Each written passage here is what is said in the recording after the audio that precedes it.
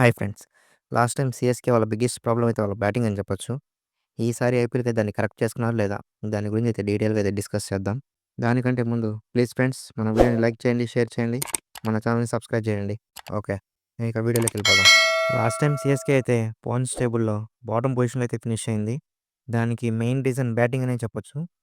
ఎందుకంటే మీరు చూసుకున్నట్టయితే వేరే రీజన్స్ కూడా ఏం కనపడవు దానికైతే. ఒకప్పుడు మీరు సీఎస్‌కే బ్యాటింగ్ చూసుకున్నట్టయితే ఒక సురేష్ రైనా, ఒక అంబటి రాయుడు, ఒక షేన్ వాట్సన్ ఇలాంటి ఎంతోమంది లెజెండ్ ప్లేయర్స్ అయితే ఉండేవారు.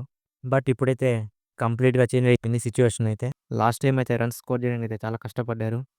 చాలా పెయిర్సే మార్చారు ఓపెనింగ్‌లో అయితే. స్టార్టింగ్‌లో అయితే సచిన్ రవీంద్ర, రాహుల్ త్రిపాఠి వీళ్ళిద్దరిని అయితే ట్రై చేశారు. బట్ వీళ్ళిద్దరి నుంచి అయితే అనుకున్నంత స్థాయిలో అయితే పెర్ఫార్మన్స్ అయితే రాలేదు. సచిన్ రవీంద్ర స్టార్టింగ్‌లో పెర్ఫార్మన్స్ చేసినా గానీ, తర్వాత తన నుంచి అనుకున్నంత స్థాయిలో అయితే పెర్ఫార్మన్స్ రాలేదు. అండ్ రాహుల్ త్రిపాఠికి అయితే అదొక ఫ్లాప్ ఇయర్ అనే చెప్పొచ్చు. తను కూడా అనుకున్నంత స్థాయిలో అయితే పెర్ఫార్మన్స్ అయితే చేయలేదు. బట్ రాహుల్ త్రిపాఠిని అయితే మేనేజ్మెంట్ నమ్మింది. బట్ తనైతే అనుకున్నంత స్థాయిలో అయితే పెర్ఫార్మన్స్ ఇవ్వలేకపోయాడు. ఆయుష్ మాత్రే, షేక్ రషీద్‌ని కూడా ట్రై చేశారు నెక్స్ట్ అయితే. అండ్ ఆయుష్ మాత్రే అయితే డీసెంట్‌గానే పెర్ఫార్మ్ చేశాడు తనకొచ్చిన ఛాన్సెస్‌లో అయితే. అండ్ తన పార్ట్నర్ షేక్ రషీద్ కూడా వచ్చిన మ్యాచెస్‌లో అయితే డీసెంట్‌గానే స్కోర్ చేశాడు. బట్ వీళ్ళ నుంచి కూడా అంత రన్స్ అయితే వచ్చేవి కాదు. లాస్ట్ టైమ్ చూసుకున్నట్టయితే వీళ్ళ మెయిన్ కన్సర్న్ వీళ్ళ ఓపెనింగ్ పెయిరే.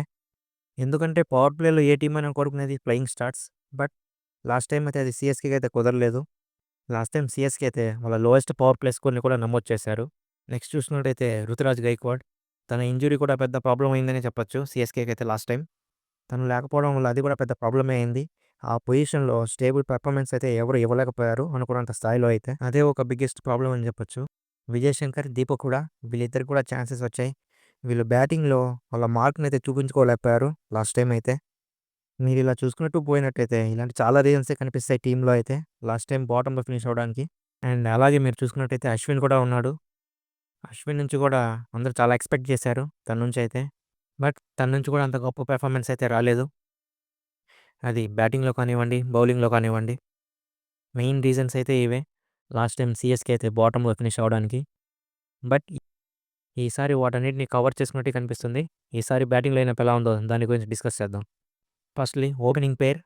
లాస్ట్ టైమ్ అయితే పవర్ ప్లేలో రన్స్ రావడానికి చాలా కష్టపడుతూ ఉన్నారు. వాళ్ళు ఎంత ట్రై చేసినా రన్స్ అయితే వచ్చేవే కాదు లాస్ట్ టైమ్ అయితే. అండ్ దానికోసమే అలాగే ఫ్రాంచైజీ ఫ్యూచర్ కోసం కూడా అండ్ దాని గురించి ఆలోచించే మేనేజ్మెంట్ కూడా ఒక బిగ్ కాల్ అయితే తీసుకుంది. సంజు శాంసన్ కావాలనుకోని రవీంద్ర జడేజాని, శామ్ కర్‌ని అయితే ట్రేడ్ చేసింది. ఎందుకంటే అందరికీ తెలిసిన విషయమే పవర్ ప్లేలో రన్స్ రావట్లేదు. చాలా స్ట్రగుల్ అవుతున్నారు. దానికి పర్ఫెక్ట్‌గా సూట్ అయ్యే బ్యాటర్ సంజు శాంసన్ అని వాళ్ళకి తెలుసు. అండ్ అలాగే ధోనికి రీప్లేస్‌మెంట్ కూడా తను సూట్ అయిపోతాడు. అందుకనే ఒక బిగ్ కాల్ అయితే తీసుకుంది మేనేజ్మెంట్ అయితే ఈసారి. ఎందుకంటే ధోని ఇంకా ఎన్ని సీజన్‌లు ఆడతారో ఎవరికీ తెలీదు. తనకి ఇంకా బ్యాకప్ కావాలి. అలాగే ఫ్రాంచైజీ ఫ్యూచర్ గురించి కూడా ఆలోచించి ఈ బిగ్ కాల్ అయితే తీసుకుంది మేనేజ్మెంట్ అయితే. ఈసారి ఓపెనింగ్ పేరు చూసుకున్నట్టయితే సంజు శాంసన్, ఆయుష్ మాత్రే. ఒక పక్క ఎక్స్‌పీరియన్స్, ఇంకో పక్క యంగ్‌స్టర్. ఈ ఇద్దరి ఓపెనింగ్ పేరు ఎలా ఉంటుందో ఈసారి ఐపీఎల్‌లో అయితే చూద్దాం. సీఎస్‌కే అయితే చాలా హోప్సే పెట్టుకుంది సంజు శాంసన్ పైన ఈసారైతే. నెక్స్ట్ చూసుకున్నట్టయితే రుతురాజ్ గైక్వాడ్. లాస్ట్ టైమ్ తన ఇంజ్యూరీతో అయితే మిస్ అయిపోయాడు. అండ్ ధోని క్యాప్టెన్సీ చేశాడు మిగిలిన సీజన్ అంతా. లాస్ట్ టైమ్ తను లేకపోవడం వల్లే టీమ్ చాలా స్ట్రగుల్ అయింది. బట్ ఈసారి తను ఉంటాడు కాబట్టి ఈసారి మంచి రిజల్ట్సే ఎక్స్‌పెక్ట్ చేయొచ్చు తన నుంచయితే. తను చాలా మంచి ఫామ్‌లో అయితే ఉన్నాడు ఇప్పుడైతే. అండ్ డెవాల్ బ్రేవిస్ తన గురించి అంత ఇంట్రడక్షన్ కూడా అక్కర్లేదని అంటాను. తను లాస్ట్ టైమ్ తనేం చేయగలడో అంతా ప్రూవ్ చేసుకున్నాడు. సో, తన గురించి ఎక్కువ చెప్పాల్సింది కూడా ఏం లేదు. తను ఎలాంటి సిట్యుయేషన్‌లో అయినా వచ్చి రన్స్ ఈజీగా స్కోర్ చేయగలడు. తన గురించయితే ఎలాంటి టెన్షన్ అయితే అక్కర్లేదు. ఇక మీరు నెక్స్ట్ చూసుకున్నట్టయితే కార్తీక్ శర్మ.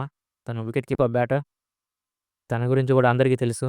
తననైతే ఆక్షన్‌లో 14.2 క్రోర్స్‌కైతే దక్కించుకున్నాడు. తను ఆ నంబర్ 4, నంబర్ 5 స్పాట్‌లో ఆడుతూ రన్స్ స్కోర్ చేస్తూ ఉంటాడు. మీరు నెక్స్ట్ చూసుకున్నట్టయితే ప్రశాంత్ వీర్. తనని కూడా 14.2 క్రోర్స్‌కైతే ఆక్షన్‌లో దక్కించుకున్నారు.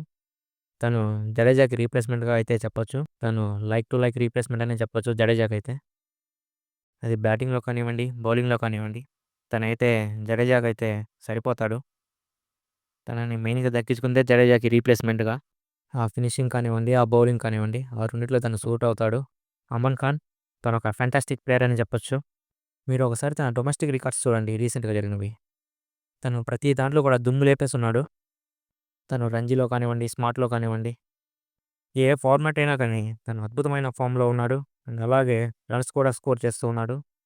తను కూడా ఒక గ్రేట్ చాయిస్ అవుతాడు ఈసారైతే సీఎస్‌కేకి. తన గురించి మీరేమనుకుంటున్నారు? కామెంట్ సెక్షన్‌లో చెప్పండి. మీరు నెక్స్ట్ చూసుకున్నట్టయితే సర్ఫరాజ్ ఖాన్. తనైతే చాలానే ట్రై చేశాడు. ఈసారి ఐపీఎల్‌లో ఎంటర్ అవ్వడానికి. ఫైనల్‌గా సీఎస్‌కే అయితే తనని దక్కించుకుంది బేస్ ప్రైస్‌కైతే. తనైతే మామూలు పెర్ఫార్మెన్స్ ఇవ్వట్లేదు. తను కూడా డొమెస్టిక్‌లో సెంచరీలు, డబుల్ సెంచరీలు, హాఫ్ సెంచరీలు ఇలాగ తగ్గట్లేదు తనైతే. ఒకవేళ తనకు గాని ఛాన్స్ ఇస్తే మటుకు ఆకాశమే నీ హద్దురా అన్నట్టుగా చెలరేగిపోతాడు గ్రౌండ్‌లో అయితే. ఎందుకంటే తనిప్పుడు అలాంటి కసిలో ఉన్నాడు. ఇండియన్ టీమ్ నుంచి డ్రాప్ అయ్యాడు. మళ్ళీ కమ్‌బ్యాక్ ఇవ్వడానికైతే చాలా ట్రై చేస్తున్నాడు. సో, తను కూడా ఒక మంచి పిక్ అవుతాడు ఈసారైతే సీఎస్‌కేకి. అండ్ ఎలాగో శివం దూబే కూడా ఉన్నాడు. తను ఆ ఫినిషింగ్ కానీ, ఆ భారీ సిక్సర్లు గానీ ఈజీగా స్కోర్ చేస్తూ ఉంటాడు. అండ్ దూబేతో పాటు ప్రశాంత్ వీర్ ఈ కాంబో అయితే మంచిగా సూట్ అవుతుంది ఆ ఫినిషింగ్‌కైతే. అండ్ ఫైనల్‌గా the man, the myth, the legend Mahendra Singh Dhoni. Dhoni ఒక హెలికాప్టర్ షాట్ కొడితే చాలు ఫ్యాన్స్‌కి ఒక పండగే ఆ మ్యాచ్‌లో. అండ్ తను ఎలాగో ఆ ఫినిషింగ్‌లోనే ఆ ఫినిషింగ్ టచెస్ అయితే ఇచ్చేస్తాడు. ఇదైతే లాస్ట్ సీజన్ అయితే అవ్వకూడదు ధోనికైతే. ఇంకో 2, 3 సీజన్ అయితే ఆడాలని నేను అనుకుంటున్నాను. దీని గురించి మీరేమనుకుంటున్నారు? కామెంట్ సెక్షన్‌లో చెప్పండి. మీరు చూసుకున్నట్టయితే ఎలాంటి ఇష్యూ అయితే లేదు ఇప్పుడు కరెంట్‌గా బ్యాటింగ్‌లో అయితే. ఇప్పుడైతే అంతా సాలిడ్‌గా అయితే కనిపిస్తూ ఉంది. బట్ ఒక చిన్న కన్సర్న్ ఏంటంటే సంజు శాంసన్ తను రీసెంట్‌గా జరిగిన టీ20లో అయితే అనుకున్నంత స్థాయిలో అయితే పెర్ఫార్మన్స్ అయితే రాలేదు. తను అక్కడ స్కోర్ చేయలేదని చెప్పి ఇక్కడ స్కోర్ చేయలేడు అని అనుకోలేం. ఐపీఎల్‌లో ఎలా ఉంటదో ఎవరికీ తెలీదు. అందుకే అంటూ ఉంటారు form is temporary, class is permanent అని. అండ్ అలాగే ప్రశాంత్ వీర్, కార్తిక్ శర్మ వీళ్ళిద్దరూ కూడా రీసెంట్‌గానే ఇంజ్యూరీ నుంచి అయితే రికవరీ అవుతూ ఉన్నారు. ఇదొక చిన్న కన్సర్న్ అనే చెప్పొచ్చు వీళ్ళకైతే. ఇవన్నీ మైనర్ థింగ్స్. ఐపీఎల్ స్టార్ట్ అయ్యేటప్పటికి వీళ్ళంతా ఫిట్ అండ్ ఫామ్‌లోకి అయితే వచ్చేస్తారు. ఈ బ్యాటింగ్ లైనప్ గురించి మీరేమనుకుంటున్నారు? కామెంట్ సెక్షన్‌లో చెప్పండి.